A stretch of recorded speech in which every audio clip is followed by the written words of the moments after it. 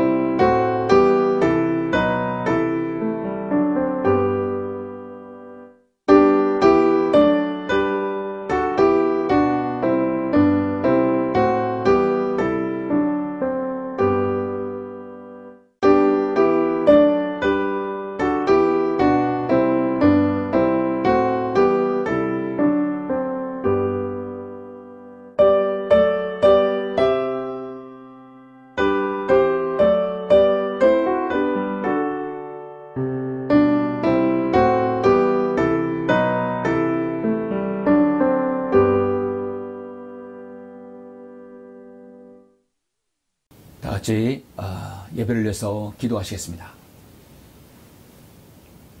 은혜와 진리가 충만하신 아버지 하나님, 감사와 영광과 찬양을 돌려드립니다. 기나긴 겨울이 지나고 이제 본격적인 봄이 왔습니다. 마무리 소상하는 봄을 저희들 허락해 주심을 감사를 드립니다. 이렇게 3월의 넷째 주 귀한 주일을 맞이해서 하나님의 말씀을 가지고 주님을 찬양하며 또 경배드릴 수 있는 소중한 시간과 장소와 여건을 허락해 주심을 감사합니다. 이 한 시간 주님께서 허락하신 장소와 여러 가지 환경 가운데서 경배드리는 소중한 성도들이 있습니다. 가정에서, 홀로, 사무실에서, 어떤 기도의 재단에서도 주님께 기도하고 경배드리는 그 장소를 소중히 여겨주시고 귀히 여겨주셔서 하나님의 말씀 씨가 그들 마음속에 잘 뿌려질 수 있도록 인도하여 주시옵소서. 어려운 여건 속에서도 정말로 주님의 사역을 위해 기도하고 또 이 나라와 국가 민족을 위해 기도하는 아름다운 성도들 주님 기억해 주시고 기도 응답해 주시며 늘 건강으로 인도해 주시길 원합니다. 오늘 말씀을 통해 성도들이 귀한 도전을 받고 하나님의 귀한 말씀의 씨가 내 안에 있다면 정말 그 말씀의 씨를 잘 뿌리는 성도가 될 수 있도록 인도하여 주옵소서. 예배의 시종을 온전히 의탁드립니다. 주 예수 그리스도 이름으로 기도드렸습니다. 아멘. 영광을 주께 찬송가 408장입니다.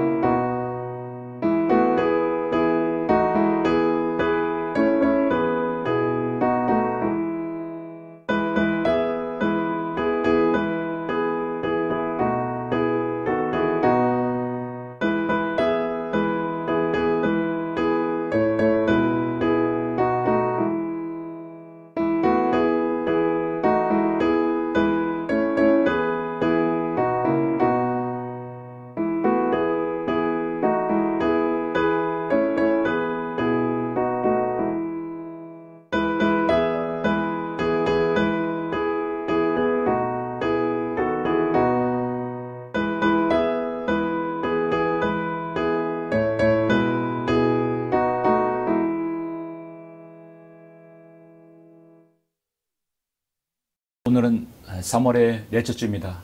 넷째 주 하나님 말씀을 보시겠습니다. 오늘 말씀은 여러분 잘 아시는 말씀 시편 126편입니다. 시편 126편 5절 6절을 보도록 하겠습니다.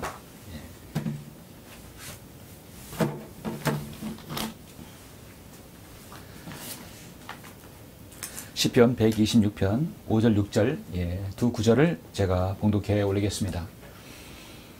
눈물로 씨를 뿌리는 자들은 기쁨으로 거두리로다. 기환 씨를 가지고 나가서 우는 자는 정령 기쁨으로 그 단들을 가지고 돌아오리로다. 아멘. 다윗의 참으로 이스라엘의 독립뿐만 아니라 이스라엘 포로로 귀환하기를 간절히 바라는 그런 마음으로 또 이미 300년 이전에 이 시를 기록했습니다.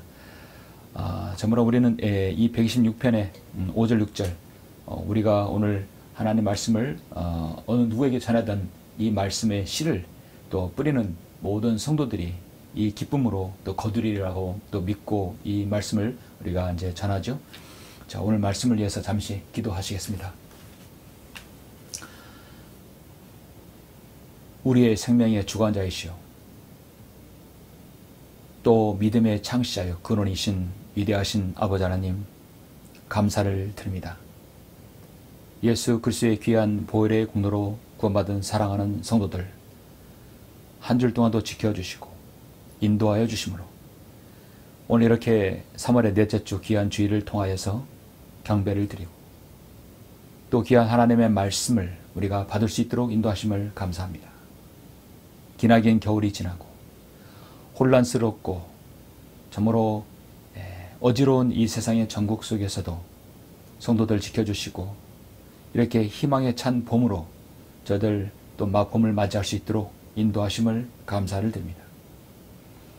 봄이면 씨를 뿌리며 또 그 씨가 잘 거두어지기를 우리는 농부는 바라고 있습니다. 우리 또한 하나님의 귀한 말씀의 씨를 뿌리는 우리가 영적인 농부로서 또 말씀의 씨를 많이 거두기를 바라는 성도로서 그리스도인으로서 또 복음 전파자로서 말씀을 기대합니다. 오늘 말씀을 통하여 우리가 어떠한 귀한 영적 적용이 되었는지 말씀을 통해 알 수 있도록 인도하여 주시고 제가 준비한 이 말씀 성도들의 마음 각인이 주님의 귀한 씨를 가졌다면 어떻게 해야 될 것인지를 함께 숙고하는 시간 될 수 있도록 인도하여 주시옵소서. 모든 것을 감사드립니다. 주 예수 그리스도 이름으로 기도드렸습니다. 아멘. 오늘 말씀의 제목은 귀한 씨를 가졌다면 귀한 씨를 가졌다면 이라는 말씀의 제목으로 잠시 말씀을 전하겠습니다. 눈이 자주 왔었죠. 지난 겨울은 눈이 왔었습니다. 심지어 3월의 첫 주에도 눈이 왔었습니다. 우리가 이제 일명 시샘, 봄을 시샘하는 꽃샘 추위라고도 하죠. 봄이 오기 전에 마지막으로 한 번 또 추운 시절이 늘 있습니다. 그렇게 한번 추웠을 때 모든 식물들이 한번 추위를 맞고 난 다음에 꽃망울을 더 많이 터뜨린다고 합니다. 정말 그 추웠던 겨울이 언제 그려난 듯이 이제 따사로운 햇빛이 우리를 비추고 있습니다. 봄이 정말 온 것 같습니다.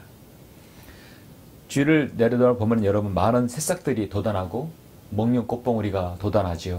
개나리가 이제 활개를 치려고 피려고 기다리고 있습니다.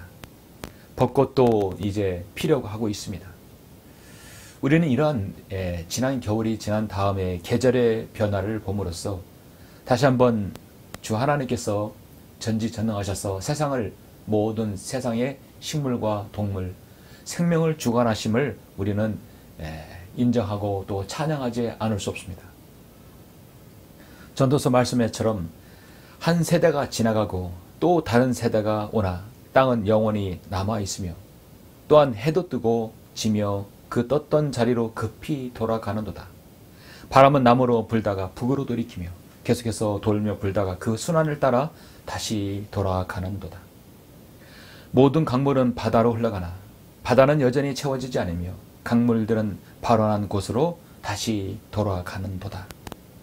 사람들은 올해 유난히도 참으로 이 따사로운 만물에 솟아가는 그 봄을 정말 기다리고 있는 것입니다. 12월 3일에 윤석열 대통령의 갑작스런 그 탄핵 정국 속에서도 우리는 혹독한 추위를 견뎠습니다. 정말 세상에 너무나 어지럽고 혼란스러운 가운데서 자유민주주의를 지키려고 수호하는 많은 이들로 인해서 참으로 마음은 따뜻했지만 참으로 이 어지러운 혼란스러운 이 전국에서 많은 분들이 생업에도 잘 이렇게 영향을 미칠 정도로 참 추웠고 또 어려웠었습니다. 우리는 이제 이 봄을 맞이해서 대통령이 정상적으로 복귀해서 나라를 잘 다스리고 모든 국민들이 생업에 전념하기를 바랍니다. 더 이상 거리에서 나가서 시위를 한다든지 참으로 그런 일이 없고 참 평화로운 전국 속에서 위정자들은 오직 국민을 바라보고 국민들을 위해서 좋은 선정을 베푸기를 우리는 바랍니다. 그런데 이 땅에 민주주의를 싫어하는 악한 무리들이 여전히 득세하고 있다는 사실 참으로 안타깝습니다. 그래서 정말 따뜻한 봄, 정말 자유의 봄이 기다려집니다. 실질적으로는 주님께서 다스리는 천년왕국 통치가 있어야 되지만 우리가 살아있는 이 현 시국에서는 이 자유의 봄이 무척이나 기다려집니다. 지금 저 북녘 땅에 우리 불쌍한 3천만의 불쌍한 동포들, 거대한 지상 감옥에 갇혀있는 불쾌한 동포들도 자유의 봄을 기다리고 있을 것입니다. 우리는 잃어버림받은 죄인인지도 모르고 살아가고 죽어서 영원히 족불에 가야만 하는 저 불쌍한 혼들을 이 세상이라는 밭에 복음의 씨를 뿌리려고 우리는 나가고 있습니다. 바로 그것이 복음 전파자입니다. 복음 전파자의 계절인 봄을 우리는 기다렸습니다. 봄을 좋아하지 않을 사람이 있겠습니까? 봄을 기다리지 않는 사람이 있겠습니까? 많은 사람이 봄을 기다립니다. 특히 가장 봄을 기다리는 사람은 농부일 것입니다. 씨를 뿌리는 농부일 것입니다. 이제 겨울 내내 두었던 창고의 농기구들과 장비들을 손질하고 씨앗들을 고르느라 여념이 없고 또 씨앗 이런 또 이렇게 파는 가게들은 분주한 손길이 있을 것입니다. 우리 그리스도인도 복음 전파를 하는데 계절의 구분은 없지만 그리고 모든 것이 시작이고 본격적으로 야외에서 활동하는 복음 전파의 기간이 시작되었습니다. 그런 시점에서 오늘 저는 이 주일 오전 예배에 여러분에게 좋은 도전과 위로가 되는 말씀을 준비했습니다. 하나님께서 이 세상에 자신들의 자녀를 통하여 원하시는 일이 무엇이겠습니까? 그것은 모든 사람들이 구원받을 수 있는 구원의 복음을 전하는 것이죠. 성경은 디모데전서 2장 4절에서 하나님께서는 모든 사람이 구원을 받고 진리의 지식에 이르기를 원하신다고 말씀합니다. 특히 그리스도인은 구원의 복음을 전하는 일뿐만 아니라 모든 일에 있어서 하나님의 일꾼임을 입증해야 합니다. 오히려 모든 일에 우리가 스스로 하나님의 일꾼임을 입증하기를 많은 인내와 환난과 곤란과 궁핍과 매맞음과 갇힘과 소유와 수고와 끼어있음과 금식에서 그리하였다고 말씀합니다. 우리는 앞으로 무엇을 할 건가도 중요하지만 더 중요한 것은 지금 주님을 위해서 우리가 무엇을 계획하고 또 어떤 일을 우리가 마지막 시대에 해야 할 것인가 중요한 것이죠. 주님께서 오실 날이 가까운 이때 우리가 하나님의 일꾼이요 종이요 도구이며 그리스 군사라고 한다면 이제 우리가 마귀의 영적 전쟁에서 우리가 또 승리하려고 한다면 우리가 가진 이 복음 우리 하나님 말씀 이 하나님 한글 킹제인 성경이 어떻게 쓰여지고 또 어떻게 우리가 사용을 해야 하는지 중요합니다. 그러므로 이 하나님의 말씀은 여러분 우리가 귀한 씨를 가지고 있다는 것입니다. 그래서 하나님의 바른 말씀을 가졌다면 다른 말로 우리가 좋은 씨를 가졌다면 그렇게 말씀드릴 수 있죠. 올해는 주님의 사역으로 새로운 마음으로 주님의 사역에 같이 동참하고 함께 나를 통해서 하나의 복음이 전해져서 그 사람이 구원받는 역사가 일어난다면 얼마나 가치 있겠습니까? 요즘에 그래서 이 광야의 소리 전도지가 계속해서 전국이 여러 곳에서 주문을 하고 있습니다. 제가 늘 영상도 말씀드리지만 어느 곳에서든 전도지를 요청할 경우에는 저희가 8종류를 만들었기 때문에 각각 100장씩 저희들이 무료로 우송합니다. 그리고 복음 전파에 필요한 책도 우송합니다. 복음을 전하고 싶은데 전도지가 없어서 뭐라도 전할 복음의 내용이 체계적으로 잡힌 내용이 없기 때문에 아쉬워하는 분들에게는 저희들이 지원합니다. 하나님의 말씀을 가지고 씨를 뿌려야 함에도 불구하고 말씀의 씨가 없다면 그 열정이 있는데 말씀의 씨가 없다면 얼마나 안타깝습니까? 그 일을 광야의 소리 선교회가 여러분 후원합니다. 올해 2025년도 주님의 축복과 은혜와 복음의 문을 고대하면서 주님의 복음 전파 사역에 여러분 임하기를 원하시죠? 그렇다면 오늘 이 말씀 여러분에게 좋은 도전과 힘을 주시리라 믿습니다. 오늘 본문 말씀은 시편 126편 말씀입니다. 이 본문은 문자적인 의미에서 보자면 이스라엘 백성이 70년 바벨론 포로 생활을 마치고 조국으로 돌아오는 그 기쁨과 감격을 노래한 내용이죠. 아시다시피 다윗은 일찍이 이스라엘의 2대 왕입니다. 아직 솔로몬이 태어나지도 않았고 또 솔로몬 이후에 르호보암, 여로보암의 왕국이 갈라지지도 않았어요. 또 왕국이 갈라진 다음에 포로로 아직 잡혀가는 것도 상당한 시간 이후입니다. 그러므로 다윗은 적어도 포로 기간이 유대인들이 포로로 귀환할 때 일이라 그걸 예언했다고 한다면 이 일은 적어도 700년 이후의 일을 예언하고 있는 셈이죠. 시편 말씀은 적어도 500년, 1000년, 더 나아가서 3000년 이후의 일들까지 미래를 바라봅니다. 왜냐하면 다윗이 이제 보통 이제 우리가 이렇게 열왕기상 이렇게 보면 BC 이제 1000년이라고 한다면 1000년 이후에 바로 이제 그 다음에 주님의 탄생이죠. 주님의 탄생 이후에 또 신학시대, 그 다음에 2000년이 지나면 주님의 재림이 오시죠. 그러니까 다윗 시대 이후에 3000년이 지나야 주님이 다시 오시는 거죠. 이미 한 번 오셨고 또 오시는 거죠. 그러므로 다윗의 이런 예언의 말씀, 예언의 시적인 이런 표현들은 500년, 1000년, 적어도 3000년 이후의 일들, 때로는 1000년 왕국 이후의 일이니까 어떻게 보면 4000년 이후의 일들까지도 다윗은 예언하고 있다는 거죠. 대단한 것이죠. 10년, 20년도 앞을 내다보지 못한 우리 인간, 아니 고작 내일을 알 수 없는 우리 인간이 다윗은 500년, 1000년, 3000년 이후의 일까지 예언을 했다는 것은 다윗은 분명히 선지자입니다. 그리고 왕입니다. 하나님께서 다윗을 그만큼 사랑하셨고 앞의 일들을 내다보게 하셨다는 것이죠. 이스라엘은 바벨론 포로 70년간 노예로 살았죠. 그들은 매일매일 눈물로 세월을 보냈을 것입니다. 시편 137편에서는 이렇게 말씀하죠. 간절하죠. 우리가 바빌론의 여러 강변 거기서 앉아서 정녕 우리가 시온을 생각하며 울었도다. 우리가 우리의 하프들을 그곳에 가운데에 있는 버드나무에 걸었나니 이는 거기서 우리를 포로로 끌려간 자들이 우리에게 한 노래를 청하였고 우리를 황폐케 한 자들이 우리에게 기뻐하라고 하면서 말하기를 시온의 노래 중 한 곡을 우리에게 부르리라 함이더라. 우리가 타국 땅에서 어찌 주의 노래를 부르리요. 이들이 포로 생활의 그 어려움들, 간절히 고국으로 돌아가기를 바라는 그들의 노래를 우리는 알 수 있어요. 얼마나 애절한지를 알 수 있습니다.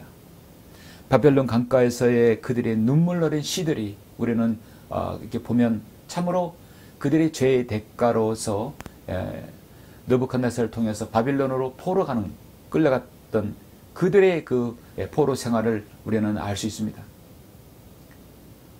영원히 끝나지 않을 이스라엘의 포로 생활이 하나님의 개입으로 페르시아의 악탁세르세스의 왕에 하나님께 쓰셔서 그들이 해방의 순간을 맞이한 것은 정말로 이스라엘에게는 엄청난 일이고 가슴 벅찬 일입니다. 그래서 시편 126편 1절에서 주께서 시온의 포로를 돌아오게 하실 때 우리가 꿈을 꾸는 자들과 같았도다라고 오늘 126편 1절에서 말씀합니다. 그때 우리의 입은 웃음으로 가득 차고 우리의 혀는 노래로 가득 찼도다. 그때 이방 가운데 있는 자들은 말하기를 주께서 그들을 위하여 위대한 일들을 행하셨다 하였도다.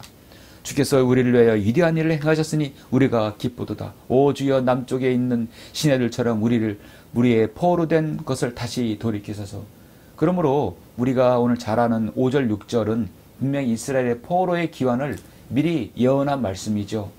눈물로 씨를 뿌리는 자들은 기쁨으로 거두리로다.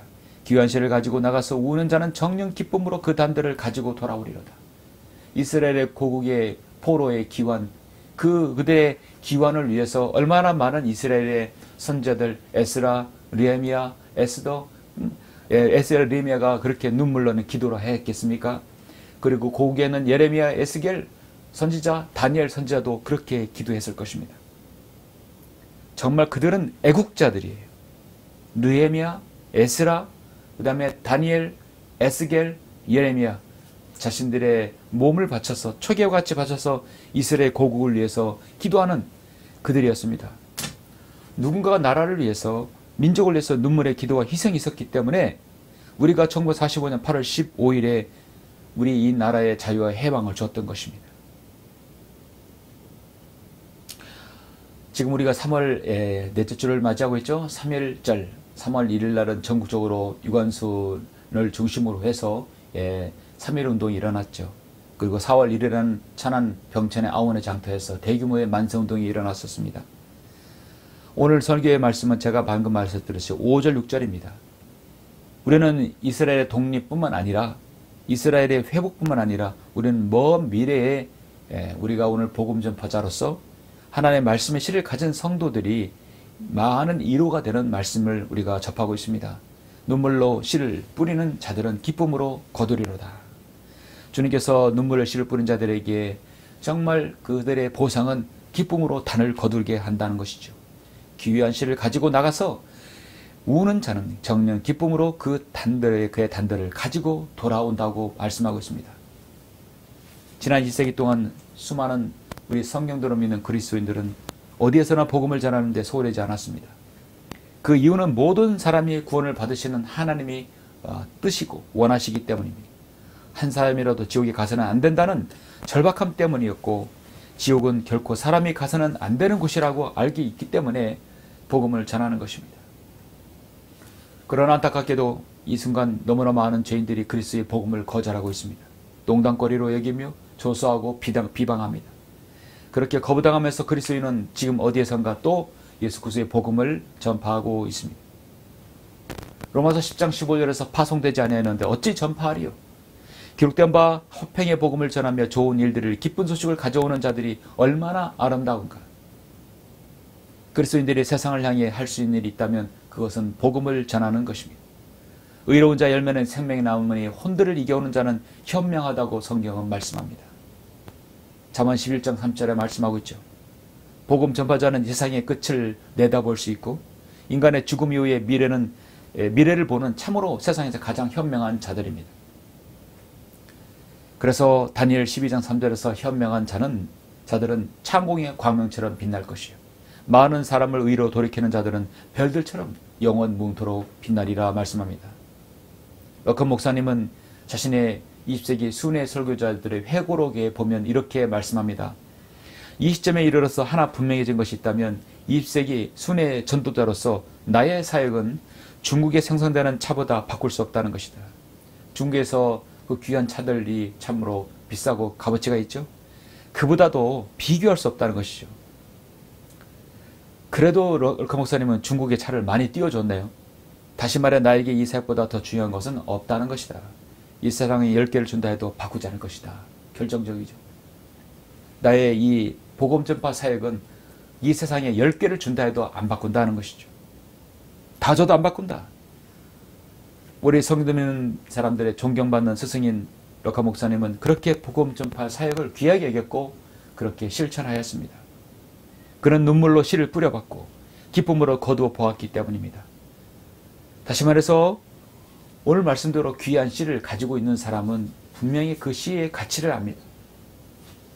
꿈받지 못한 교황, 주교, 추기경, 총리, 대통령, 언론, 국왕, 대사, 어떤 휴머니스트 승려도 바른 씨를 뿌려본 경험이 없고 누려본 경험이 없다면 기쁨이 없을 것입니다.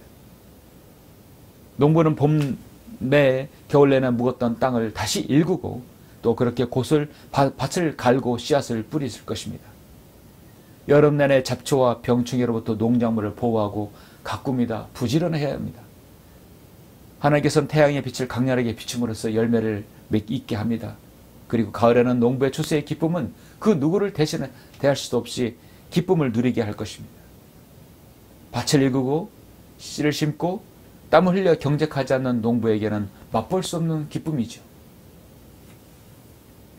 이것은 창세기 3장 이후에 정하신 하나님의 법칙입니다. 씨를 뿌려야 거둘 수 있고 땀을 흘려야 그 소산을 거둘 수 있습니다. 오늘 저는 시편 126편 5절 6절을 통해서 우리가 정말 귀한 말씀을 가지고 있다면, 좋은 씨를 가졌다면 성도에게 필요한 것이 무엇인가? 저는 여러분에게 세 가지를 잠시 말씀을 드리겠습니다. 귀한 씨를 가졌다면 첫 번째, 먼저 여러분의 묵은 땅을 파일궈야 합니다. 내 안에 묵은 땅을 파일궈야 한다는 것이죠. 호세아 10장 15절 말씀 보시겠습니다. 호세아 10장 12절 15절 보시죠. 자, 12절 말씀 너무 중요합니다. 너희 자신에게 의로 심고 자비로 거두라. 너희 묵은 땅을 파일구라. 이는 지금이 주를 찾을 때이미니 그가 오셔서 너희에게 의를 비처럼 내리실 때까지라. 너희가 악을 갈고 죄악을 거두었으며 너희가 거짓말의 열매를 먹었나니 니는 내 용사가 많음으로 내가 내 길을 신뢰하였기 때문이라. 그러므로 내 백성 가운데 소동이 일어나며 내 모든 요새들이 훼손되어 마치 전쟁의 날이 살만이 베다벨 훼손했던 가 같이 어미가 자기 자식 위에 산산조각나도다. 너희의 큰 악으로 인하여 베델이 너희에게 그렇게 하리니 하루아침에 이스라엘 왕이 완전히 끊어지리라. 호세아는 물론 이스라엘의 패망을 여기서 예언하고 주님의 재림과 초림을 다 예언했지만 그 다음 12절 핵심적인 말씀, 이걸 우리가 영적으로 그대로 적용할 수 있는 것이죠. 이스라엘 백성들이 배교에서 돌이키는 것은 먼저 이것이다. 너희 자신에게 의로 심고 자비로 거두라. 너희 묵은 땅을 파일구라. 이는 지금이 주를 찾을 때임이라. 지금이. 어쩌면 이것은 영적으로 우리에게도 필요한 말씀이죠. 너희 묵은 땅을 파일구라. 핵심적인 것입니다. 농부가 씨를 뿌리기 앞서서 가장 먼저 해야 할 일은 겨울 내내 얼었던 땅을 살펴보아야 됩니다. 굳은 땅이 없는지, 그 밭이 사람들이 지나가서 길이 만들어지지는 않았는지, 자갈밭이 되진 않았는지, 가시밭이 되진 않았는지, 그 묵은 땅들을 고르게 파일궈야 합니다. 그래서 경운기 트랙터로 밭을 완전히 고르게 해놓은 것이죠. 아주 옥토의 밭이 되게 합니다. 유다 백성들은 바빌론 포로에서 70년간 억압에서 풀려나 해방되어서 고국으로 돌아오긴 했지만 그들의 마음은 완전히 돌짝같이 굳어져 버렸습니다. 하나님의 말씀에 들어갈 수 없는 상태에 이르렀습니다. 황무지가 됐고 잡초와 수목이 우거지는 그런 영적인 피폐한 마음들이 대부분이었습니다. 한 세대 동안 포로 생활을 했으니 얼마나 그렇겠어요. 그들의 척박한 마음은 정말 눈물겨운 고통을 감내해야 됐습니다. 그들의 고국의 땅도 황무지가 되었고 그들의 마음도 황무지가 되었던 것이죠. 그들에게는 어떤 말씀이 필요할까요? 눈물을 흘리며 씨를 뿌리는 자들은 기쁨으로 거두게 될 것이라는 그 말씀이 실질적으로 다가왔을 것입니다. 고국으로 돌아오니까 황무지가 됐고 마음도 피폐해졌던 것이죠. 그들에게 필요한 말씀, 지금 눈물을 흘려서 씨를 뿌려야 된다. 반드시 기쁨으로 돌아올 것이다. 실질적인 그들에게 가장 좋은 도전이 되는 것이죠. 마찬가지로 우리도 복음의 씨를 가지고 있었을 때 그 세상의 밭이라는 그 밭에 하나님의 말씀의 씨를 뿌리는 우리의 입장도 마찬가지입니다.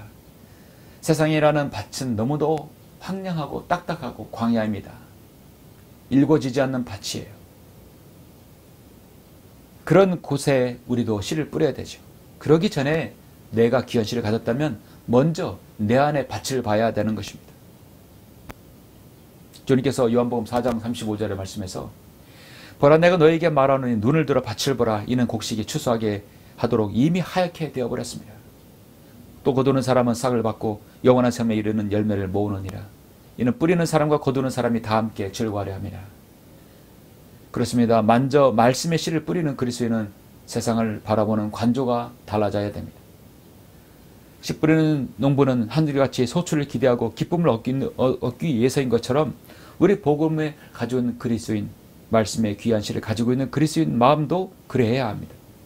로마서 12장 2절 말씀대로 너희는 이 세상과 일치하지 말고 너희 마음을 새롭게 함으로써 변화를 받아 하나님의 선하시고 기뻐하시고 온전하신 뜻이 무엇인지 입증하도록 하라.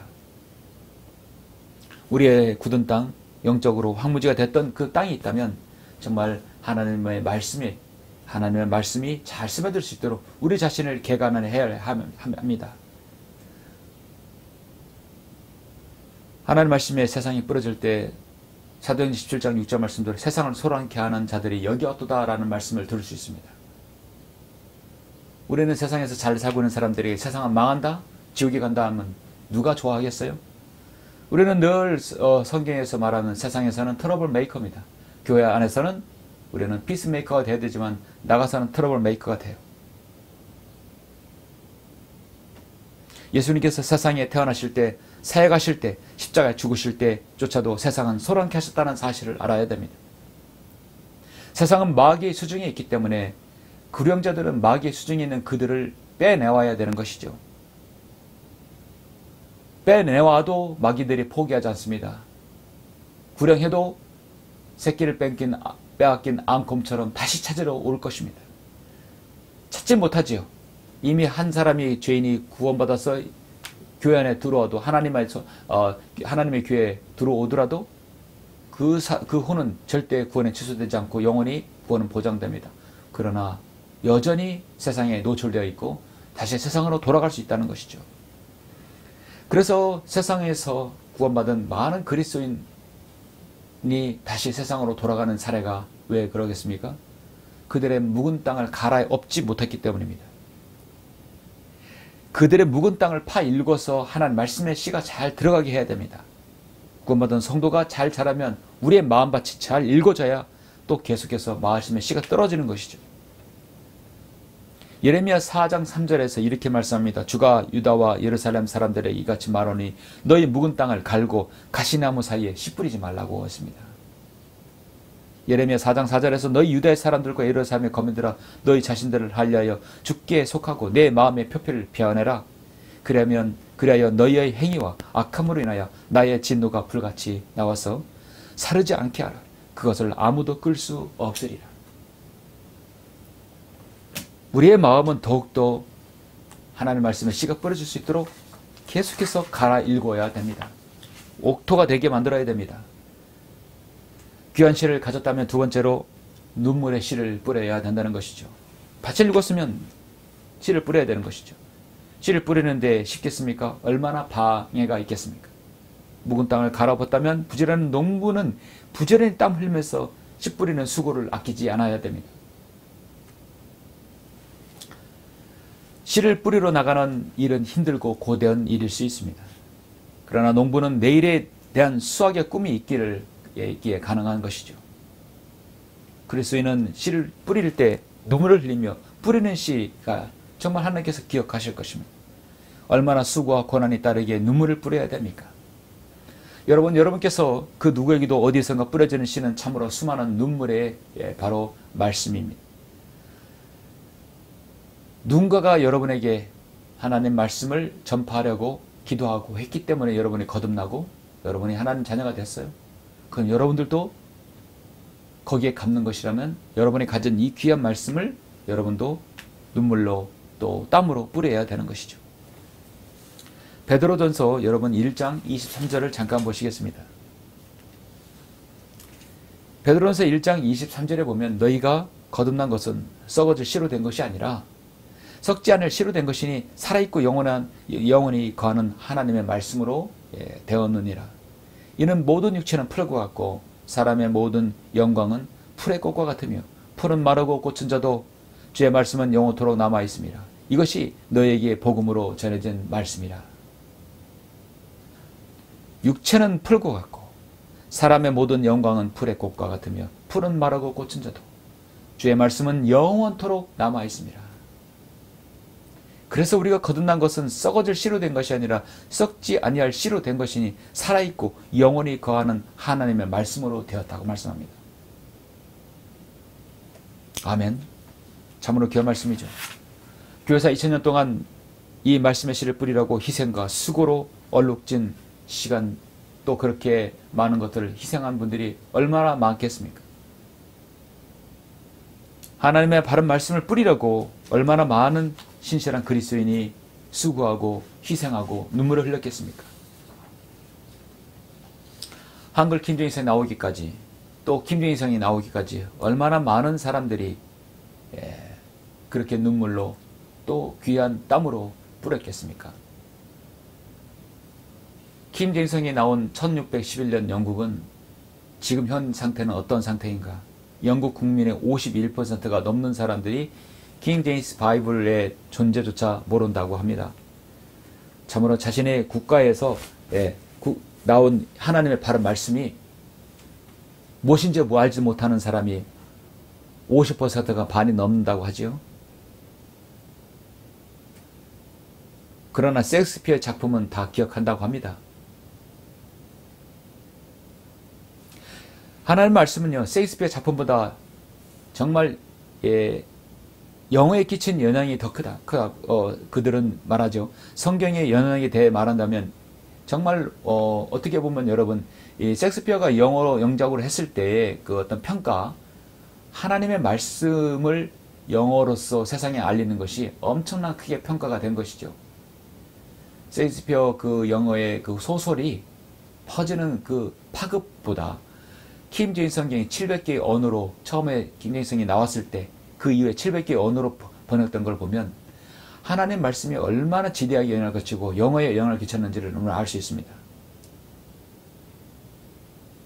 그래서 진정한 영어의 문장, 영문의 실력은 킹 제임스 성경에 있는 것이죠. 그런데 그 킹 제임스 성경이 우리는 영어를 모국어로 하지 않기 때문에 우리의 최종 권위는 될 수 없습니다. 이 신뢰할 만한 역보는 될 수 있어도 우리의 최종 권위는 아니죠. 그래서 일명 영킹맨들은 아닌 것입니다. 우리의 최종 권위는 변개되지 않는 하나님 말씀 한글 킹 제임스 성경입니다. 여러분은 지금 불변의 씨를 가지고 있습니다. 변개된 성경을 가지고 이것을 가지고 눈물을 뿌리며 땀을 흘리며 정말 씨를 뿌리는 사람이 있을까요? 물론 모르면 그렇게 할 수도 있겠죠. 여의도 순복음 명성 성경침 성경침례교회 무슨 구세군 이런 수많은 많은 변개된 성경을 가지고 있는 분들도 그들이 귀한 씨라고 하고 그 씨를 뿌리라고 열심히 노력하는 사람들이 있습니다. 무지하기 때문이죠. 그러나 우리는 소수라도 하나님의 바른 말씀이 한글 킹제성이 있기 때문에 이 성경으로 씨를 뿌립니다.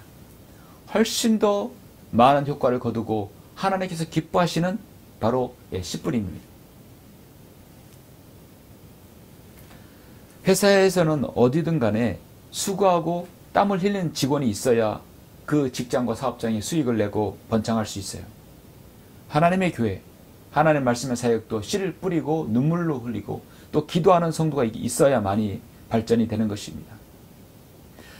하나님께서 에스겔 선지자에게 이렇게 말씀하셨습니다. 그들은 심히 패역한 자라. 누구든 그들이 듣든지 아니 듣든지 너는 내 말을 고할지니라. 그들이 믿든지 아니 듣든지 우리는 씨를 늘 뿌려야 된다는 것입니다. 히브리서 2장 18절 말씀, 그가 내 이 일을 친히 시험을 받아 고난을 당하셨으므로 시험받은 자들은 능히 도와주실 수 있느니라. 하나님께서는 그렇게 씨 뿌린 자들에게 도움을 주신다고 말씀하고 있습니다. 하나는 미리 땅에 떨어져 죽지 아니하면 하늘 그대로 있고 남아있지만 죽으면 많은 열매를 맺는다고 우리 주님께서 요한복음 12장에서 말씀하고 있죠. 우리를 위해 흘리신 주님의 귀한 구속사역, 그 보배로운 피를 흘리신 주님의 구속사역은 바로 갈보리 십자가에서 이루어졌습니다. 바로 나를 구원하시기 위해서, 여러분 구원하시기 위해서, 나의 영원한 삶을 위해서 주님께서 희생하신 것입니다. 그러므로 우리는 주님의 이대한 구속 사역을 믿습니다. 그리고 주님께서 겟세마네 동산에서 우리를 위하여 땀과 눈물로 기도하셨던 것이죠. 히브리서 5장 7절에서 그는 육체로 계시는 날 동안 자기를 사망에서 구원하실 수 있는 분께 심한 통곡과 눈물로 기도와 간구를 드렸고 하나님께서는 그를 두려워하심으로 인하여 들으셨느니라 말씀합니다. 주님께서 뿌리신 첫 번째 씨앗은 사도 바울과 12제자를 낳았고 그들이 순교하였고 주님의 재림을 기다렸고 수많은 이름 없는 그리스도인들이 주님의 뒤를 따랐고 그들도 여전히 씨를 뿌렸습니다. 그리고 눈물로 그의 후대를 위해서 기도했던 것입니다. 그 뿌린 씨앗들은 아시아로 유럽으로 아프리카로 퍼져나 수천만의 사람들이 구원을 받게 되었고 우리에게까지 구원이 이루어진 것이죠. 그들의 눈물이 없었다면, 희생이 없었다면 그게 가능하겠습니까? 심지어 아프리카 오지에 복음을 들고 갔던 리빙스턴, 중국을 향해 전진했던 허드슨 테일러, 미얀마의 복음을 전파하던 아도리암 저드슨, 공산국가의 씨를 뿌렸던 할라란 포포프, 렘블란트, 그들은 진정으로 복음의 씨를 눈물로 뿌리며 흘린 믿음의 선진들이었습니다. 그리스도인은 열매 없는 일에 관여하지 않습니다. 그것이 하나님의 성품이기 때문입니다. 열매 없는 무화과나무는 저주를 받아 말라 죽었습니다. 그리스도인은 간증이 없다면 이미 죽은 나무와 같죠. 우리는 복음 전파로 인해서 많은 열매를 거두기를 늘 기도해야 할 것입니다. 여러분의 복음 전파를 위해서 고난도 마다하고 복음을 눈물을 흘리며 땀을 흘릴 수 있는 여러분 준비가 되어 있습니까? 여러분이 가진 십자가를 지고 자신을 부인하고 여러분이 가진 그 귀한 씨를 뿌리려고 하나님의 기쁨에 동참할 수 있겠습니까? 좁은 문으로 들어가려고 애쓰고 지옥을 선포하고 죄를 지적함으로 세상에 사람들로부터 미움도 각오하고 여러분 있습니까? 그렇다면 여러분도 눈물로 씨를 뿌리는 자들은 기쁨으로 단을 거두리로다. 귀한 씨를 가지고 나가서 우는 자들은 정녕 기쁨으로 그 단들을 가지고 돌아온다는 주님 말씀에 여러분 순응하는 성도인 것입니다. 귀한 씨를 가졌다면 세 번째로 물을 주고 잡초를 제거하며 잘 가꾸어야 합니다. 이것은 지속적인 관리를 말씀하죠. 씨를 뿌리고 나면 그냥 땡이 아닙니다. 씨를 뿌리면 계속 가꿔야 됩니다. 잡초도 제거하고 또 때론 약도 줘야 돼서 관리를 해야 됩니다. 여러분 고린도전서 3장 6절을 한번 보시겠습니다. 고린도전서 3장 6절 보면 그러면 바울은 누구이며 또 아폴로는 누구냐? 주께서 모든 사람에게 주신 대로 그들에 의하여 너에게 믿게 된 일꾼들이 아니냐? 나는 심었고 아폴로는 물 주었으나 하나님께서는 자라게 하셨느니라. 그러므로 심는 자나 물 주는 자는 아무것도 아니지만 오직 자라게 하시는 분은 하나님이신 뿐이니라. 예. 일에 심는 자와 물 주는 자는 하나니라. 그러나 각 사람은 자기의 수고에 따라 자기의 상을 받을 것이니라 분명히 말씀하죠. 우리는 하나님께 함께 일하는 동역자들이라. 너희는 하나님의 경작지요 하나님의 건축물이라. 예, 건축물이라 했습니다. 그래서 사도 바울은 나는 심었고 아폴로는 물을 주었어. 하나님께는 자라게 하셨다. 하나님께서는 자라게 하시죠. 생명의 주관자이시니까. 그러나 물을 주고 심고 가꾸는 것은 바로 우리가 해야 될 일입니다. 그리스도인이 구원받으면, 그리스도인이 구원받은 그리스도인이라면 계속해서 양육을 받을 수 있도록 돌보고 물을 주고 가꿔야 되는 것이죠. 장가지를 쳐주고 관리를 해야 되는 것이죠. 거듭난 성도들은 하나님 말씀으로 양육을 받고 그렇게 처음에는 가벼운 음식들, 점점 질긴 음식들을 먹어야 되겠죠. 히브리서 5장에서 이렇게 말씀하지 않습니까? 그때로 보면 너희가 마땅히 선생들이 되었어야 할 터인데 이제 다시 하나님의 말씀의 기초 원리들이 무엇인지 누군가가 너희에게 가르쳐 주어야 하니 젖이 필요한 사람들이 이제 단단한 음식으로 필요한 사람들이 되지 못하나도다. 젖을 사용한 자는 누구나 의의 말씀에 능숙하지 못하나니 이는 그가 악이기 때문이에요. 단단한 음식은 장성한 사람들의 것이니 그들은 그 말씀을 사용함으로써 감각들을 단련하여 선악을 분별하는 사람들이라. 그래서 하나님 말씀의 기초 원리를 가르치는 성도가 이게 양육자가 있어야 되는 것이죠. 교사나 설교자가 있어야 되는 겁니다. 꾸준히 그래서 우리는 각 거듭난 성도들에게 물을 주고 잡초를 제거해서 계속 지속적인 관리가 필요한 것입니다. 우리가 밭에 좋은 땅에 있고 거기 뿌렸다고 한다면 이 줄기가 생겨나고 새싹이 돋아나면서 열매를 맺기까지 지속적인 관리를 해야 되는 것이죠. 어떤 농부가 씨를 뿌리고 그대로 방치합니까? 계속해서 무성한 잡초들이 나면 또 벌레들이 또 생기면 잡아줘. 새들이 열매 봉우리를 쪄먹지 않도록 막아줘야 됩니다. 조지 밀러는 하나님께서는 인간의 가능성을 뽐내는 영역에서는 역사하지 않으신다. 인간이 할 수 있는 일에서는 하나님께 돌아갈 영광이 없기 때문이다. 인간이 해야 할 일, 우리가 해야 할 일도 있습니다. 생명의 주관자신 하나님께서 성장케 하신다면 인간이 할 수 있는 영역은 해야 한다는 것이죠. 인간의 가능성을 뽐내는 영역에서는 역사하지 않으신다. 인간이 할 수 있는 일에서는 하나님께 돌아갈 영광이 없다. 우리는 묵은 땅을 발구고 눈물로 씨를 뿌리고 지속적인 열매를 위해서 수고로 가꾸어야 됩니다. 이것이 바로 또 목자이고 또 설교자의 사명인 것이죠. 사랑하는 성도 여러분, 말씀을 읽겠습니다. 우리가 좋은 씨인 이 귀한 말씀을 가졌다면 그 벅찬 감동과 지나간 수고와 고난과 역경, 눈물의 고통을 준막한산처럼 흘려보내고 기쁨을 얻기 위해서는 먼저 너희 묵은 땅을 일궈야 되고 눈물로 씨를 뿌리고 또 물을 주고 잡초를 제거하며 잘 가꾸어야 된다고 말씀했습니다. 많은 성도들이 이것을 간과하고 묵은 땅을 일구지 않고 또 눈물로 씨도 안 뿌리고 또 가꾸지도 않는다면 아무것도 거둘 수 없는 그리스도인이 되겠죠. 우리가 하나님의 바른 말씀을 갖기까지는 수많은 믿음의 선진들이 눈물과 피와 땀이 있었습니다. 영국의 킹제임스 성경이 나기까지 정말 가장 위대한, 가장 정말 신실한 하나님의 사람 중에 한 명이 윌리엄 틴테일이었습니다. 그는 1495년부터 1536년, 그러니까 1611년에 100년 전에 태어난 사람입니다. 그런데 윌리엄 틴테일이었었다면 영국의 킹제임스 성경은 나올 수가 없었습니다. 윌리엄 틴테일의 성경은 킹제임스 성경과 가장 흡사한 성경입니다. 그는 1495년 웨일스 국경 마을의 슬림 블리츠에서 태어났고 옥스퍼드 케임브리지에서 수학했던 수재였습니다. 1521년 사자 서폰을 받았는데 성경을 읽으면 읽을수록 마음의 부담이 있고 이 라틴어 성경을 어떻게 영어로 옮겨야 된다는 생각을 했었습니다. 그 당시 하나님의 말씀이 가톨릭에서는 라틴어와 헬라어만 되어 있었죠. 모고인 영어로 읽혀지는 것이 의도적으로 막아섰습니다. 실질적으로는 변개가 되었겠지만 그나마 성경도 영어가 없었어요. 그러나 청교도의 시조라고 할 수 있는 이 바로 윌리엄 틴테일은 1524년 일반 성도들도 하나님의 말씀을 읽어야 한다는 심정을 가지고 목숨을 걸고 성경을 번역을 했어요. 말씀에 어두웠던 정말 암흑에 비친 영국인들에게 빛을 비추는 순간이었습니다. 아무것도 몰랐던 영국인들에게 정말 개혁의 불씨를 당겼고 그들에게 하나님의 말씀의 빛을 주게 되었죠. 하나님의 말씀은 저 밭을 가는 농부에게도 필요하다고 또 읽혀져야 된다고 말씀합니다.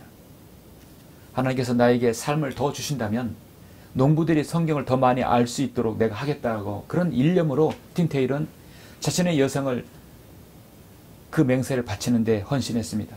영국왕 헨리 8세가 성경의 영어 번역을 금지시키는 법안을 내버렸어요. 틴테일은 독일로 갔습니다. 그 시간 그녀의 삶은 추방과 빈곤과 박해와 항상 따르는 위험이 전부였습니다. 그래서 가톨릭 교회의 이단으로 낙인 찍혔습니다. 그렇게 가진 고난 끝에 틴테일은 1525년 신약성경의 영어 번역을 드디어 마쳤습니다. 독일 버름스에서 인쇄된 영어 신약성경은 영국까지 몰래 흘러 들어갔고 1534년 그의 신약성경은 개정 번역판을 냈으며 구약성경도 영어 번역 작업에 들어갔습니다. 2년 뒤 모세오경과 요나서를 번역을 완성을 시켰고, 여호수아부터 역대기까지 번역을 마쳤을 때 친구의 배신으로 종교 재판에 회부되었습니다. 2년의 옥고를 치른 후에 틴테일은 높은 장대에 매달려서 교수형을 당하게 됩니다. 그리고 바로 화형을 당하는 끔찍한 형벌을 받아 순교했습니다. 그는 목절로 교수형 당하고 바로 불태워졌습니다. 그런데 그가 눈물 흘리면서 기도한 그 기도의 간절한 마지막 말 한마디이자 기도는 뭐였냐면, 주여 영국 왕의 눈을 열어 주소서. 그의 기도는 응답되었습니다. 바로 75년 이후에 그 눈물의 기도가 응답되었죠. 주여 영국 왕의 눈을 열어 주소서. 바로 영국 왕 제임스, 킹 제임스는 1611년에 자신이 명명하여 번역하게 한 영어 성경을 이름을 내놓았습니다. 전 영국의 히브리어 헬라 학자의 최고의 학자들을 모아서 김재인 성경 김재인 성경 번역본을 내놨습니다. 윌리엄 틴테일의 영어 번역 성경이 훗날 김재인 성경의 영어 번역 성경이 기초가 되었던 것이죠. 한 영국의 시골뜨기 농부가 자신의 미달이 되어서 결국 영국의 구원까지 그들의 영을 눈뜨게 했던 것이죠. 그 김재인 성경이 있었기 때문에 한글 김재인 성경이 또 있었던 것이죠. 우리는 윌리엄 틴테일이라는 그 위대하고 신실한 하나님의 종을 기억해야 합니다. 그의 눈물을 우리는 기억해야 합니다. 하나님께서는 거듭난 그리스도인이 해야 할 일은 성경 여러 곳에서 말씀합니다. 우리가 하나님의 말씀을 알기를 원하십니다. 하나님께서 우리가 하나님의 말씀을 통해 자라기를 원하시고, 우리가 하나님의 말씀을 통해 빛을 발기를 원하십니다. 더 많은 것들을 깨닫기를 원하십니다. 우리가 하나님의 말씀을 통해 세상에 나아가기를 원합니다. 우리가 하나님의 말씀의 씨를, 이귀한 씨를 뿌리기를 원합니다. 그리고 우리가 하나님의 말씀의 씨를 뿌려서 좋은 열매로 거두기를 원합니다. 베드로후서 1장 8절에 이런 것들이 너희 안에서 풍성해지면 그것들이 너희로 우리 주 예수 그리스도에 대한 지식에 관한 한 게으르거나 열매 없는 자가 되지 않게 할 것이라 말씀합니다. 여러분의 생애에도 어떤 주님의 일이든 하나님의 복음의 진리를 전파하는 것과 관계된 일이라면 우리가 신실하게 눈물을 뿌리고 땀을 뿌리며 또 수고로 여러분이 이 귀한 말씀의 씨를 뿌리시기를 간절히 원합니다. 그리고 정말 기쁨으로 그 단들을, 여러분 생에 많은 단들을 가지고 주님께 영광 돌리는 생애가 되었으면 합니다. 기도하시겠습니다. 위대하시고 존귀하신 아버지 하나님, 감사를 드립니다. 부족한 종은 오늘 이렇게 하나님 말씀을 통해서 하나님 말씀에 우리가 가지고 있다 한다면 먼저 내 안에 묵은 땅을 파일구고 말씀의 씨를 뿌리고 그 다음에 그것을 잘 갖고 있다는 말씀합니다. 먼저 내 자신이 그렇게 하고 또 세상에 나가서 이 귀한 씨를 뿌릴 수 있도록 저희들 인도하여 주시옵소서. 우리가 이 귀한 말씀의 씨를 가지고 있다 한다면 누군가가 이것을 위해서 기도하였고 수고했다는 사실, 눈물을 흘렸다는 사실을 우리가 오늘 다시 한번 기억합니다. 주님, 귀한 용사들, 귀한 주님의 사람들을 주심을 감사드립니다. 주 예수 그리스도 이름으로 기도드렸습니다. 아멘. 영광을 주께 찬송가 261장입니다.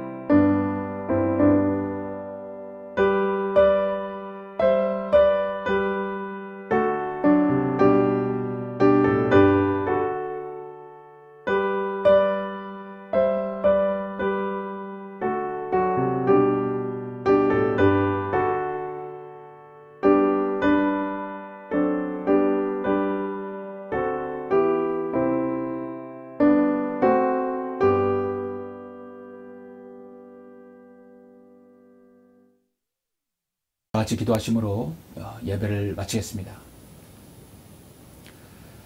우리를 사랑하시는 아버지 하나님, 감사와 영광과 찬양을 돌려드립니다. 3월의 넷째 주 귀한 주일, 우리가 오늘 시편 126편 말씀 5절 6절 말씀을 상고하고 우리 자신을 돌아보았습니다. 귀한 단들을 가지고 수확을 거두는 사람들은 분명히 눈물로 씨를 뿌렸을 것입니다. 다윗은 일찍이 이스라엘의 그 포로 기환에 그것을 바라면서 먼 미래 700년 이후의 일까지 예언하고 그 이후에 3000년 이후에 이스라엘이 고난받을 그 이후까지 모두 다 예언했습니다. 참으로 다윗은 하나님께서 귀한 사랑하는 선지자요 왕이요 사랑하는 다윗이었습니다. 다윗의 이 귀한 시편을 통해서 또 우리가 영적 적용을 통하여 우리가 하나님 말씀의 귀한 씨를 가졌다면 어떠한 마음의 자세로 주님을 섬겨야 되는지, 어떻게 뿌려야 되는지를 알게 되어 감사합니다. 먼저 마음밭을 일궈야 그 안에 말씀의 씨가 떨어지고 또 쑥으로 떨어질 때, 씨를 뿌릴 때 반드시 열매를 거둘 것을 믿습니다. 우리가 예수 그리스도를 통하여 구원받고 말씀의 씨를 통하여 구원받았다면 지속적으로 우리 마음밭을 잘 일구고 또 잘 관리하는 성도가 될 수 있도록 인도하여 주옵소서. 구원을 놓고 간절하게 기도하는 성도가 있습니까? 그 구원의 대상을 놓고 기도할 때 주님 눈물의 기도를 들어주시고 어떤 형태로든지 복음을 전할 수 있는 좋은 기회와 여건을 허락해 주시옵소서. 그리하여 복음을 듣고 구원받아서 정말 그 모든 기쁨과 영광을 주님께 돌릴 수 있도록 인도하여 주시길 원합니다. 감사를 드립니다. 주 예수 그리스도 이름으로 기도드렸습니다. 아멘.